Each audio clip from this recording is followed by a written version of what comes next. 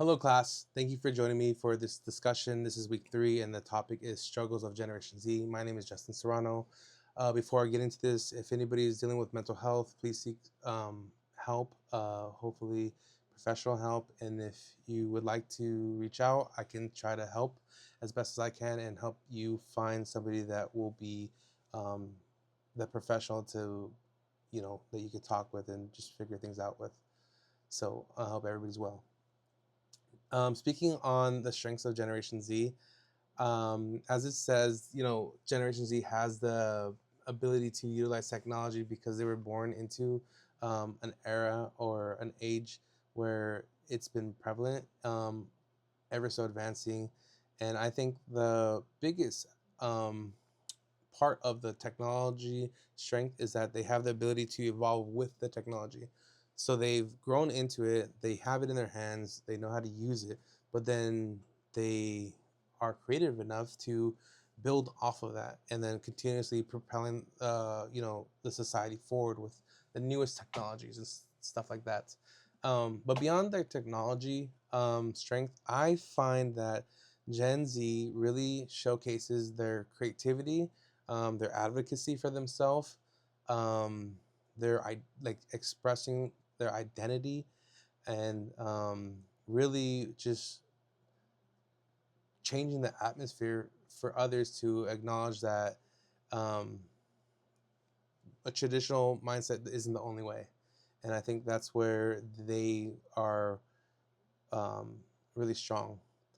The organizations are becoming more and more Gen Z as millennials start to age and become more tenured employees, and then the generations before that who still work are experts, and those that are phasing out or retiring. So Gen Z is really going to be the generalized workforce, and it's going to be felt that their way of going about organizations has a different like tone and pitch to it than previous generations.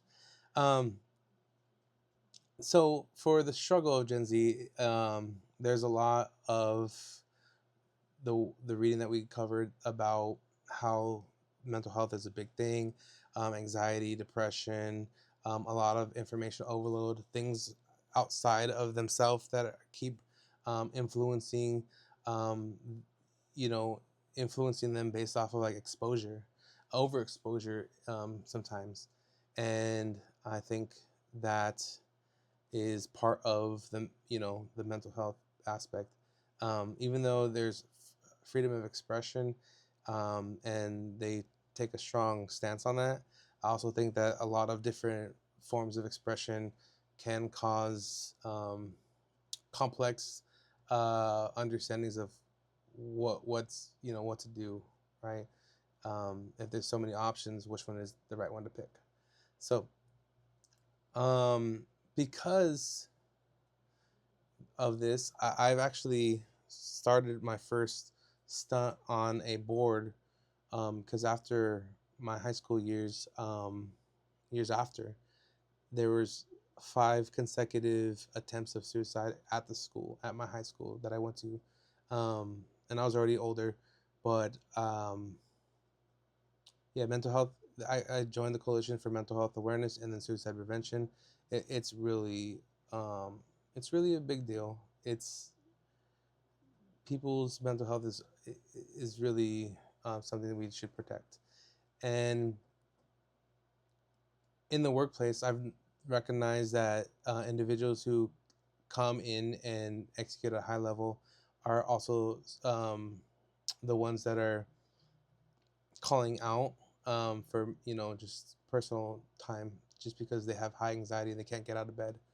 And I've seen that in different generations, but more so in Gen Z. And I also know that Gen Z have have a different way of seeing organizations. Authority doesn't frighten them. They don't care what your position is. They care about the person who they're talking to. It's all about that type of level of respect. Everybody's eye to eye. And also, the work-life balance thing is important to them.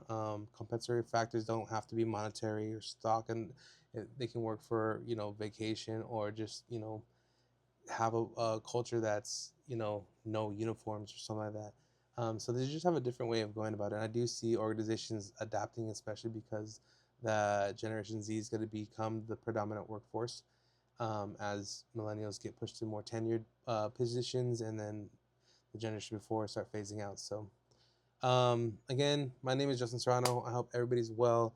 And yes, please reach out if you need any help. Thank you.